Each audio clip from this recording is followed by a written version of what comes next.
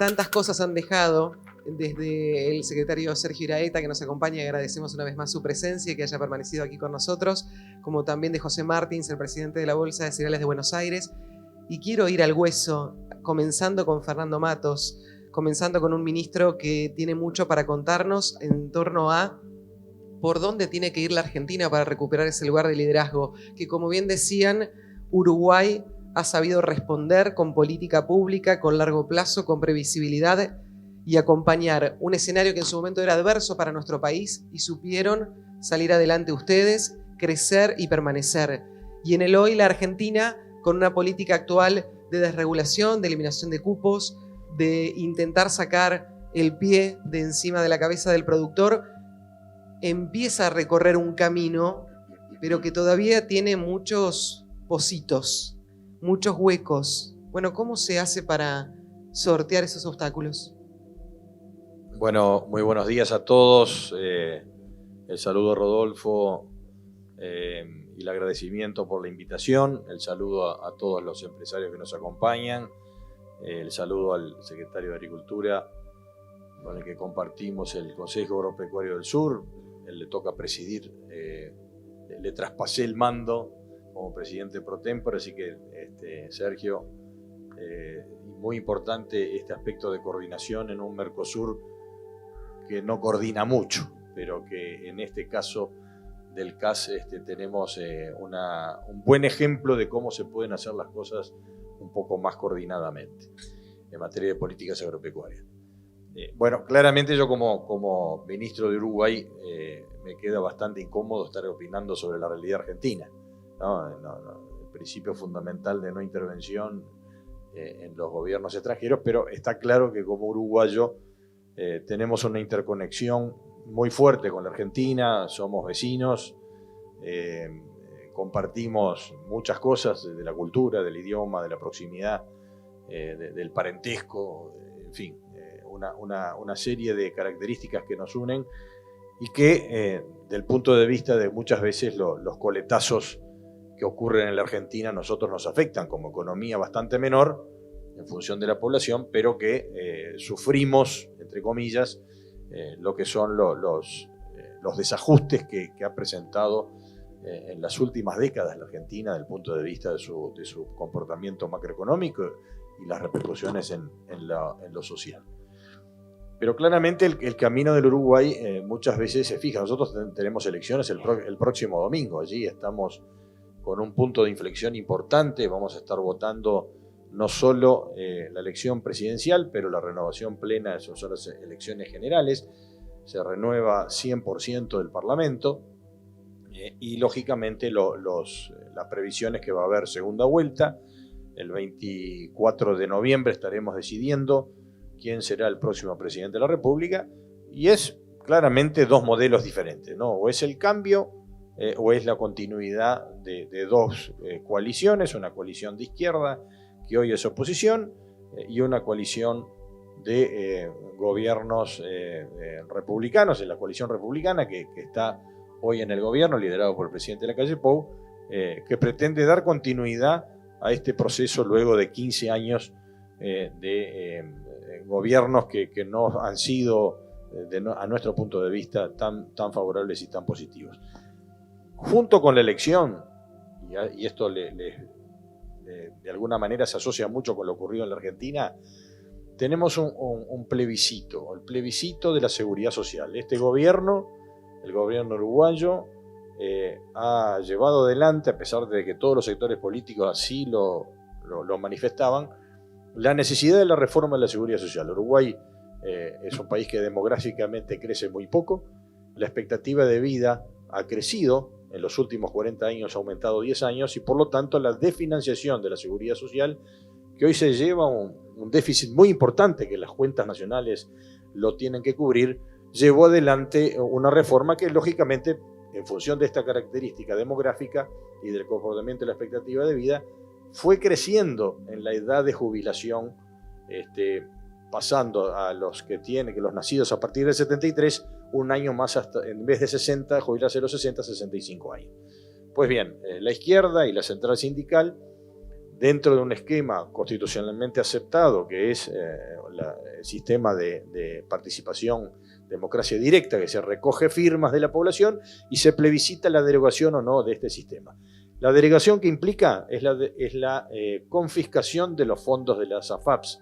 Las AFAPs son las AFJP antiguas que tuvieron ustedes. Hoy disponen no solo las AFAP, pero las cuentas individuales de los trabajadores, 23.000 millones de dólares, para Uruguay mucho dinero, supera las reservas que tiene el Banco Central, que hoy son de 19.000 millones, son 23.000 millones que son palancas fundamentales para el financiamiento de infraestructura y el funcionamiento de muchos proyectos productivos en el Uruguay. Pues bien, nosotros lo que damos el ejemplo cuando decimos defendemos la reforma de la seguridad social y que no se deroguen la reforma y también se confisquen los dineros de las AFAP, es dar el ejemplo de Argentina. Porque Argentina también tuvo su sistema propio de ahorro individual y ese dinero fue a parar no se sabe dónde y evidentemente fue para una política populista que mucho perjudicó y que nos reflejamos. No es solo esa la explicación, pero claramente nosotros vamos en el sentido de que no queremos emular o replicar un modelo que lamentablemente llevó a los niveles de pobreza que es absolutamente contradictorio de la realidad. Un país rico como la Argentina, que tiene todo, que produce alimentos en una forma eficiente, que tenga más del 50% de pobreza es un tema que nos duele y nos afecta del punto de vista del relacionamiento y de la inestabilidad a nivel regional. Entonces creo que el Uruguay lo que ha tenido es un camino de dar certezas, de dar a pesar de que pueda haber cambios en el mando, porque es una posibilidad que pueda darse. Nosotros estimamos que la mayor parte de la población estima la continuidad, que no quiere alterar el rumbo que estamos siguiendo en este momento, liderado por el presidente Lacalle, pero es una posibilidad. Aún en esa situación, normalmente el Uruguay, que ya ha tenido gobierno de izquierda, no pasa de determinadas líneas rojas, y por lo tanto esa es la imagen de estabilidad que el Uruguay da hacia el exterior. Aún con un cambio de gobierno que nosotros no propendemos, ni defendemos, ni deseamos a nadie, evidentemente el Uruguay tiene una línea de política de Estado que ha mantenido determinadas certezas, porque el Uruguay tiene que inevitablemente ser atractivo a las inversiones, aunque hay señales de algunos mensajes que da la oposición en este momento que no son favorables. Entonces, la señal es de estabilidad, la señal es de certezas, es respeto a la propiedad privada, a la inversión extranjera, que la libre circulación de la moneda y de remitir las eventuales ganancias de las empresas. El motor fundamental del Uruguay es atraer la inversión extranjera directa. Es el único factor de desarrollo, de crecimiento y generación de empleo. La generación de empleo como herramienta distributiva más importante en la sociedad para justamente combatir que los niveles de pobreza no crezcan. Gracias, Fernando. Este panel se llama La región más potente del mundo. Y quiero saber si en lo personal, con tu visión, y en lo general, la opinión de la dirigencia, del sector público y del sector privado del Brasil, coinciden en el potencial y en la ventana abierta de cara al futuro para el sector agroindustrial, para el sector alimenticio. Gracias, Rodolfo. Buenos días. Les pido disculpas por mi portuñol, pero importante que se entiendan los conceptos. En primer lugar, quería decir, no sé si ven, agro es paz. Donde hay un agro desarrollado, hay alimento, y donde hay alimento, hay paz. Estamos en una región con muchísimas oportunidades. Yo vivo la parte internacional desde muchos años. Cuando empezamos las exportaciones de pollos al Medio Oriente, hace 50 años, parecía una aventura, un barco solo, poco a poco. Hoy día estamos allá no solo con productos, pero con marcas. No sé por qué Mercosur no desarrolla marcas porque los principales productores de café son europeos en valor, ¿no es? Italia y Alemania. Y los principales marcas de chocolates son los belgas y los suizos, que no tienen nada a ver con la producción agro. Entonces, esos son desafíos que normalmente no pasan por nuestra cabeza. Ya se habló mucho de marcas Mercosur, pero la integración de Mercosur, disculpe la franquicia porque hoy no tengo nada a ver con gobiernos, y Mercosur está muriendo. Tenemos un acuerdo firmado con la Unión Europea hace un par de años y que no marcha. Cuando empezamos a negociar con la Unión Europea eran 15 países solo. Ahora son 28 y todos tienen que aprobar el acuerdo en sus congresos. Entonces vienen con nuevas exigencias que tienen a ver con medio ambiente, con certificación, con traceability, de saber de dónde viene la soya que se transformó en comida animal, y todo eso tienes que tener todos los controles. Pero en este año de 2025, que estamos en la puerta, hay una convergencia histórica muy importante para Brasil y, les digo, para Mercosur. Brasil va a ser presidente, va a presidir el G20. Importante. Brasil pasa a presidente pro tempore de los BRICS.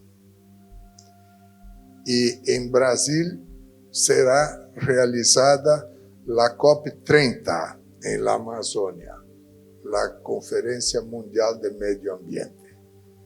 Entonces, nuestra región va a estar en los medios de comunicación y va a estar con reuniones importantes con países que son nuestros clientes. Hace 30 años, las exportaciones de Brasil, el 60% iba para la Unión Europea y Estados Unidos. Hoy día eso está en 25% solo. Entonces, hay nuevos protagonistas en el comercio y en la inversión internacional. China está haciendo una neocolonización del mundo, con inversiones en infraestructura, muchas veces callados, que no se sabe muy bien. Se compró una empresa, pero la empresa sigue como si fuera la tradicional, como decimos ayer por la noche, de la empresa. ¿Cómo se llama la empresa? Syngenta, sí, por ejemplo. ¿Quién aquí en el auditorio sabe que la Pirelli hoy tiene mayoría de capital chino? La sede de la empresa continúa en Milano, ¿no es? Hay muchos italianos, pero las cosas están caminando. Las inversiones de Arabia Saudita, de los fondos de los países de Medio Oriente, están adquiriendo capital de empresas y no solo investimentos en infraestructura. El mundo está cambiando rápidamente y los países, nosotros y los gobiernos, tenemos que ir al encuentro de las oportunidades, no quedarnos aquí, bueno, la vida es buena, mi campo está bien y todo, porque el mundo está cambiando. Aquí se habló en la apertura hablamos del SAF, del combustible para aviación. En Brasil ahora se está haciendo una inversión muy importante para esta producción.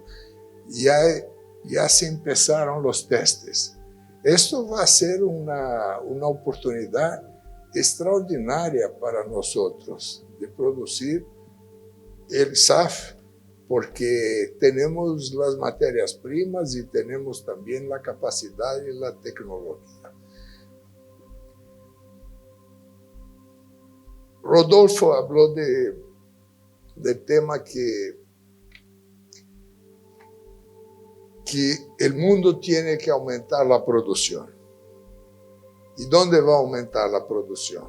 El 40% que es necesario hasta 2050 para suplir la demanda mundial de alimentos. Nuestra región y parte de la África, que tiene correspondencia global del mapa mundi de nuestra región. Lo que pasa es que los países africanos están menos desarrollados y nosotros tenemos todo listo para incrementar la producción. En 25 años la producción de granos en Brasil salió de 80 para 320 millones de toneladas. En 25 años. Y eso tiene mucho a ver con tecnología, con utilización de tierras que estaban abandonadas por pastura, se dice. Sí, pastura degradada y que estaban allá, bueno, y se utilizó tecnología para recuperarlas. Entonces hay nuevas fronteras agrícolas. ¿Cómo uno podría imaginar de producir soja en el norte de Brasil, en el estado de Maranhão y Piauí? El norte, nordeste, tropical, totalmente tropical. Pero nuevas semillas fueron desarrolladas y nuevas tecnologías. Y hoy es una realidad de una nueva frontera agrícola en el norte de Brasil. Entonces, eso para Argentina, ustedes tienen la bendición de Dios y la mano de Maradona. Gracias.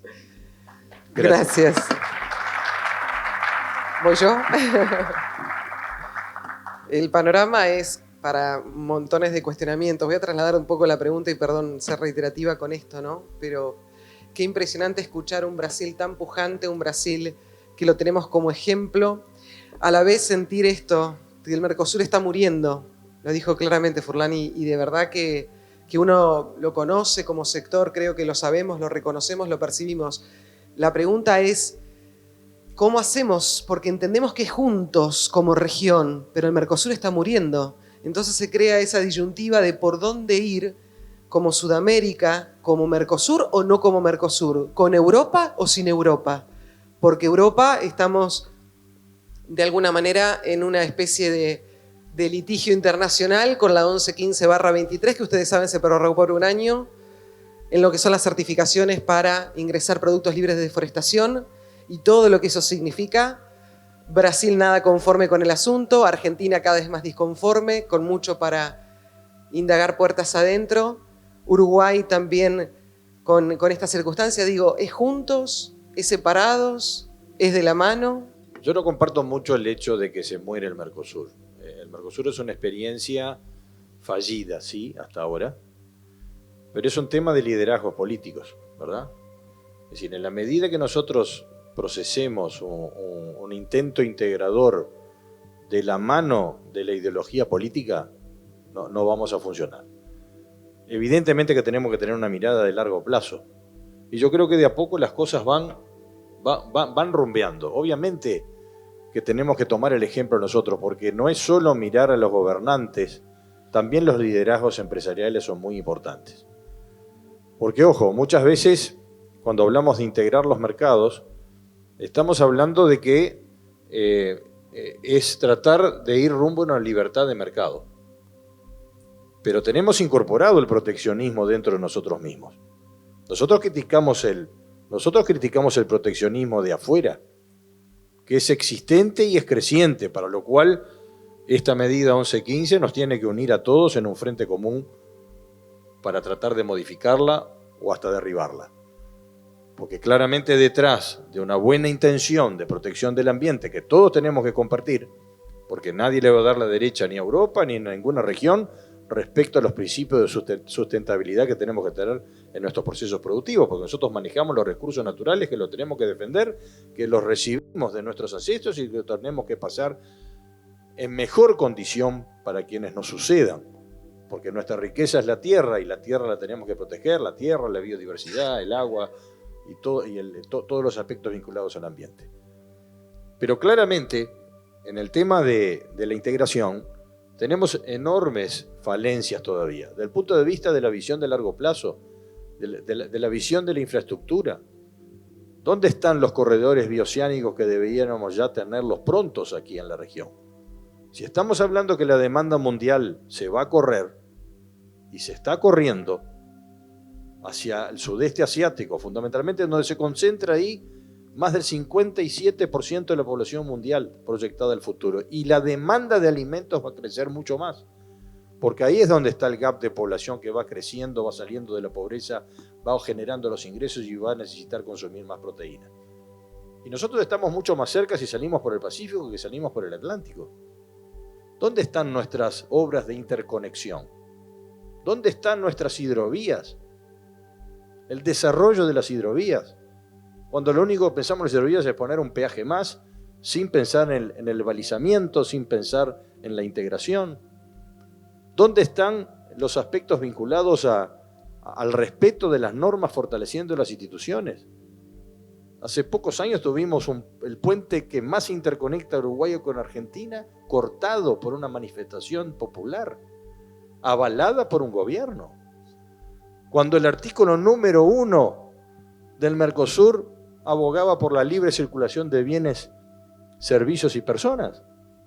¿Cómo puede ser que cuando ayer perdimos aquí, perdimos, es un decir, viajamos de Uruguay a Argentina luego de 30 años y tenemos que perder media hora en la fila de migraciones? ¿Cómo puede ser posible que cuando estaban las diferencias de cambio se venían 100.000 uruguayos para comprar barato en la Argentina y se perdían 5 horas en una frontera para hacer la documentación personal de los vehículos? Una cosa que no existe del punto. Entonces, claro que hay enormes carencias en un Mercosur que debiera tener otra mirada estratégica.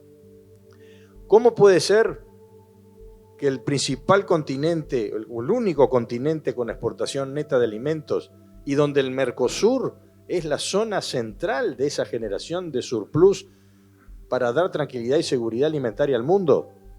¿Cómo puede ser que nosotros no seamos los que determinemos los precios de esas mercaderías y seamos tomadores de precios tanto de los bienes que exportamos, agropecuarios y agroindustriales, como de los insumos que mayoritariamente nosotros consumimos? Es porque realmente no hemos tenido el liderazgo de conducir estos procesos. Y estoy muy de acuerdo con la primer diapo, la primer firmina de Luis Fernando. No hay paz en el mundo si no hay seguridad alimentaria. El único premio, nosotros todos los años tenemos premio Nobel de Medicina, premio Nobel de Economía, premio Nobel de Literatura. Nosotros, como un ejemplo central, y es así, si no hay seguridad alimentaria en el mundo no habrá paz, ni económica, ni social, ni política. Tenemos en la historia un premio Nobel de la Paz para Norman Borlaug, y ya hace desde el año de la década del 70, que hizo la Revolución Verde, que apostó al mejoramiento genético de las plantas, combatiendo el hambre en buena parte del mundo, pero que hoy, pasados 50 años, no hay nuevos premios Nobel para quien alimenta y da paz al mundo. ¿Cómo puede ser? ¿Cómo puede ser que eso ocurra? Es porque no le damos la atención, la comunidad internacional no le da la atención a la importancia, y está claro que para alimentar el mundo en el futuro, no solo que la población va a aumentar 25% su población actual en 25 años, pero el requerimiento de alimentos va a aumentar 60%. Por lo tanto, la única manera que tenemos aquí es apostando a la investigación, es apostando a las herramientas biotecnológicas, porque no podemos avanzar ni en la frontera agrícola, solamente recuperando tierras degradadas, eso sí, pero no podemos darle más presión sobre los recursos naturales. No hay forma de hacerlo si no tenemos un aumento de productividad, y ese aumento de productividad va a venir de la mano de la biotecnología, que es el sector que tenemos que apuntalar, el de la biotecnología, el de la investigación, el de la capacitación, para aumentar nuestros rendimientos y ser más competitivos. ¿Usted lo vive, Fernando, como un corset al Mercosur o como... Yo te escuché como creyente del futuro del Mercosur, pero hoy el presente, esa búsqueda de acuerdos bilaterales, no multilaterales, ustedes lo viven como un corset, Uruguay lo vive como un corset al Mercosur en el presente. ¿Y cuál es tu mirada para el futuro? No, por supuesto que tenemos enormes... fijémonos en una cosa. El Mercosur se fundó en el 91. Tenemos 33 años ya de fundado. No tenemos ninguna coordinación ni tributaria, ni macroeconómica, apenas algunas intenciones de coordinación política en algunas áreas. Entonces estamos muy lejos. La realidad del Uruguay, ¿qué es lo que ve? Cuando el presidente Lacalle usó la palabra corset, y se enojó mucho el presidente argentino, ¿verdad? Por esa definición. Diciendo, bueno, el que no le gusta que se vaya, así nomás. Y en realidad, nosotros somos fundadores del Mercosur, como los 4 países integrantes fundadores. Y en definitiva, la gran diferencia es que el Uruguay tiene un mercado doméstico muy pequeño y tiene vocación exportadora, como tenemos todos los países también. Pero también hay corrientes internas empresariales que miran solamente el desarrollo de su propio mercado, un mercado protegido. Cuando se apoyó muchas veces de algunos sectores empresariales del Mercosur, era para tener un coto de caza interno del Mercosur, pero que tenían la barrera enorme del arancel externo común que no permitía la modernización. ¿Por qué nuestra industria no puede ser más competitiva hoy? Porque tiene un arancel externo común muy alto que lo protege excesivamente. Entonces, claramente, el Uruguay lo que aboga es decir, miren, a los demás países del Mercosur, ¿ustedes no quieren negociar un acuerdo con China, por ejemplo? Bueno, dennos el waiver, la autorización para hacerlo en forma individual si no hay intención de negociar. Ahora, esa siembra que hizo el presidente Lacalle, porque el gran problema del Mercosur es que el criterio del consenso termina funcionando como poder de veto. Y eso no está bien. Ahora, hay cambios. La siembra del presidente Lacalle, de alguna manera, en función del cambio político en la Argentina, va en el sentido correcto. Argentina ya respalda, apoya, y los sectores empresariales privados brasileños, especialmente de la mano del agronegocio, también están haciendo sus cálculos y dicen, señores, momento, un eventual tratado de libre comercio con China y el Mercosur es favorable para el Brasil. Le genera un 0.3% de crecimiento de Producto Interno Bruto el eventual acuerdo. ¿Y cuál es la diferencia? Que si nosotros no lo hacemos, otros lo van a hacer. Y vamos perdiendo ventaja con el resto del mundo.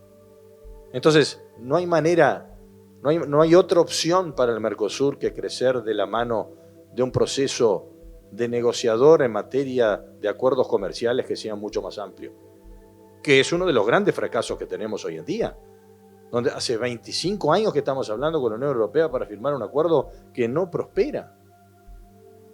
No es solo por culpa nuestra, ¿no? Los europeos también tienen su cuota parte de responsabilidad. Pero claramente alguien que golpea la puerta para negociar con nosotros no hemos tenido la capacidad de avanzar en un proceso que claramente va a generar una posibilidad que la zona de mayor eficiencia productiva en materia agroindustrial del mundo, que es esta, pueda destacarse en la seguridad alimenticia mundial y generar vínculos más fuertes con socios estratégicos donde si miramos el sudeste asiático y el Tratado de ASEAN, RCEP y el CPTPP, vemos acuerdos realizados entre países que tenían mucho más diferencias políticas entre sí, guerras propiamente dichas entre países, y se pudieron llegar a un acuerdo político para poder avanzar. El interés económico prevaleció, pero el punto es, ¿quién en la región alza la bandera de Mercosur? Argentina, Brasil, Uruguay, Paraguay. Nadie alza la bandera Mercosur. Yo tengo un pasaporte, estaba mirando. Pasaporte Mercosur. Llego en Argentina, miro si hay una entrada, pasaporte Mercosur. No hay. Entonces eso no sé si hay en Uruguay o en Brasil. En Brasil no hay también, tampoco. Entonces eso, uno que no se respeta, no puedes tener el respeto de los otros. Nos dijo cuando estuvo Marcos Troijo en el foro de energía, otro tema de la seguridad energética global, ¿no? Que también tenemos. Él nos dijo que creía que el que impedía, en su opinión, el que impedía el avance del acuerdo Unión Europea-Mercosur no eran tanto los europeos, sino que probablemente Brasil con el tema de compras gubernamentales. ¿Cómo lo ves a eso, Luis? Los que son en contra son siempre ruidosos. Se dice eso. Y los que son en favor son silenciosos. Entonces la mayoría está favorable, pero unos que van ahí, tú sabes, que van ahí una semana, otra semana a decir, no, eso no nos va a perjudicar. Yo por 10 años fui el director responsable por la área de comercio externo y internacional de la Fiesp, de la Federación de las Industrias de São Paulo, que en aquel tiempo era una organización muy potente. Bueno, era normal en reuniones que un sector reclamaba del otro. Yo quiero mi sector protegido, pero el tuyo que me fornece materias primas, este tiene que ser libre. No es así. No sé si es aquí lo mismo en Argentina. Entonces, después de 4 años y medio en gobierno, retorné a la Fiesp para una reunión. Pues las mismas personas hablaban las mismas cosas después de 4 años y medio. Entonces, también los empresarios tienen que evolucionar y mirar un poco y saber que si el todo crece, mi negocio va a crecer. Si el país crece, mi negocio va a crecer. No es impensable que no tengamos un crecimiento sostenible. Brasil, fruto de la expansión de las exportaciones, que fue mi bandera principal como ministro, salió de devedor del FMI para credor de FMI. Y ahora con casi 400 mil millones de reservas, no hay riesgo porque se puede comprar toda la deuda externa del país y la deuda externa de las empresas de Brasil, cash con las reservas. Entonces el riesgo está más bajo, eso abre puertas, financiación, es plata que llega.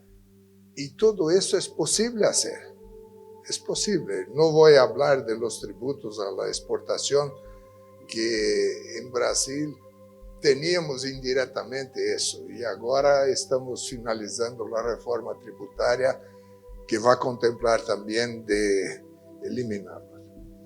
Si te parece, Jorgelina, hacemos a cada uno de ellos la última pregunta, la pregunta de cierre, porque estamos en tiempo para ir finalizando. propongo que nuestros disertantes, nuestro funcionario presente, como es Fernando Matos, en la actualidad en Uruguay, exfuncionario Furlan y miembro fundador de LIDE allí en Brasil, definitivamente nos están dejando muchas cuestiones para analizar. Definitivamente hay un mea culpa que hacer, ¿no? Creo que empresarios, CEOs que están aquí presentes, también es importante que tomemos nota, que tomen nota. Aquí no me haré cargo de ese papel, pero simplemente es entender que también hay que observar de qué forma podemos crecer todos juntos. Hay que observar qué parte nos toca para hacernos cargo y poder, de forma público-privada, seguir accediendo a posibilidades, retornar a este lugar que desde el foro como concepto tomamos como leitmotiv, retornar a este lugar de liderazgo que hemos perdido en agronegocios. Creo que va por ahí, creo que propongo una conclusión final en torno a eso, ¿no? ¿Cuál es el mea culpa para el sector privado y cómo se debe trabajar con lo público? ¿Cómo se debe seguir apostando a un público privado? Pero reitero, me parece fundamental entender qué más se puede hacer para retornar a ese lugar que hemos abandonado sin tan solo deslindar responsabilidades. Bueno, creo que la articulación público-privada es el secreto, es la forma de poder llegar a un entendimiento en políticas de Estado, políticas de largo plazo que puedan determinar una visión de Estado más allá de los periodos de gobierno. Eso me parece que es fundamental. Nosotros lo vamos a dejar, no sé quién va a gobernar a partir del 1 de marzo en Uruguay, pero nosotros vamos a dejar una propuesta que senda la Estrategia Nacional de Desarrollo Agropecuario, pensando lo agropecuario de los próximos 20 o 25 años. El futuro es muy favorable para el agronegocio, pero tenemos que modificar ciertas cosas. Tenemos muchos riesgos, el riesgo creciente climático, que nos expone cada vez más a una variabilidad que pone en cuestión nuestra productividad, nuestra eficiencia, es un aspecto fundamental. Las tendencias climatológicas que se avecinan dan cuenta de que buena parte del continente americano, fundamentalmente el centro del norte, va a tener menos precipitaciones y va a tener ascenso de temperatura generalizado en todo el continente. Es decir, nos estamos tropicalizando bastante en nuestro clima y eso nos expone no solo a riesgos productivos, porque también asociado con la variabilidad climática tenemos también la incidencia de enfermedades y de plagas. Y eso también requiere una coordinación, fortalecimiento de los sistemas sanitarios. Tenemos que tener la herramienta biotecnológica que nos ayude a adaptarnos mejor a esas condiciones productivas. Y tenemos el tema de la disponibilidad del agua, ¿no? Que si bien somos ricos, pero tenemos una distribución bastante irregular de la disponibilidad del agua. Por lo tanto, ser más resilientes a esa condición de variabilidad, y estamos hablando fundamentalmente de la sequía, es esencial para mantener un piso productivo. Y eso también es un aspecto fundamental que tenemos que desarrollar, no solo el tema del riego, pero también el tema de los seguros agropecuarios, que lo tenemos que trabajar mucho mejor para dar más garantías y seguridades al productor, porque dos golpes consecutivos de sequía para el sector productivo son muy duros y muy...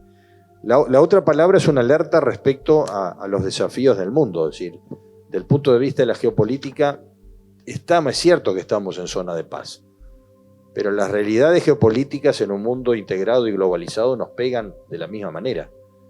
Es decir, lo que ocurre hoy, por ejemplo, en el estrecho allí, al Mandeb, allí en frente al Yemen, por el bloqueo de los hutíes en el Mar Rojo, eso significa que el 25%, cayó el 57% del tránsito de barcos por el canal de Suez en los últimos 2 años. Eso significa que el tránsito de Europa para sudeste asiático demora 10 días más de tránsito y 6.000 kilómetros más de tránsito de barco para dar la vuelta por ahí. Y eso todo es dinero. Y las empresas navieras y el costo de quien nos demanda nos lo va a trasladar directo e indirectamente a todos nosotros. El canal de Suez también estuvo afectado por sequías y el tráfico ahí cayó cerca de un 40%. Entonces, en realidad que la logística internacional nosotros tenemos que tener no solo mayor coordinación público-privada, pero también dando certezas en lo que son las posibilidades de inversión en infraestructura. nuevamente para tener una interconexión entre los países y tener, lógicamente, una salida de una producción que sea logísticamente más económica, más barata y más competitiva. Gracias. Bueno, yo tengo una visión más particular de participar de eventos internacionales. Empresarios de nuestros países participarem de eventos internacionales. Nosotros normalmente nos conformamos con los mercados regionales, locales, regionales o nacionales. Y con eso el exterior, bueno, esto es complicado. Entonces, yo he tenido una experiencia de participación en el World Economic Forum en Davos por 15 años y habían poquísimos de Mercosur, muy pocos, unos 2, 3 de Argentina, unos 4 de Brasil. Y ahí es la oportunidad de hablar de su país, de demostrar las oportunidades y crear un networking. El segundo tema es, no es incomún que uno de nosotros en el exterior hable mal de su país, hable de los problemas, hable de, bueno, eso no está bien y todo. Entonces, un argentino que va al exterior, de Brasil o de Uruguay, tiene que hablar bien de su país. Deje a los periódicos hablar las malas noticias, pero la gente quiere escuchar las buenas. ¿Cómo está el desarrollo de la energía limpia? ¿Cómo está la conservación de la cobertura vegetal original? Poca gente sabe que Brasil tiene 66% de la cobertura vegetal que tenía en el año 1500, cuando llegaron los portugueses. 2/3 del país sigue como está, pero se habla, bueno, que el fuego, la deforestación y todo eso son malas noticias. Entonces, hablar bien de su país en el exterior es mi recomendación. El otro aspecto que no podemos dejar en blanco, y tú lo preguntaste, Jorgelina, con el tema de la 1115, es que uno de los desafíos que vamos a tener en nuestro negocio es la tendencia proteccionista mundial, que viene por distintas vías. Pero la vía del proteccionismo ambiental es uno de los grandes riesgos donde nos tienen que encontrar juntos. Cuando decía Luis Fernando que tenemos que participar de los foros internacionales, yo invito a todos los empresarios que participen de alguna manera en alguna de las COP, de las convenciones del ambiente. Ahí se va a ver la dimensión clara de quiénes son los grandes players del mundo. Porque resulta que a pesar de que nosotros somos responsables de la seguridad alimentaria mundial, que somos el único sector que captura carbono de todos los sectores productivos del mundo, lo que se habla es de las emisiones de la agricultura. Y quien promociona estos eventos importantes de las Naciones Unidas son las empresas petroleras fundamentalmente. Ahora vamos a tener en Bakú, en noviembre, COP29.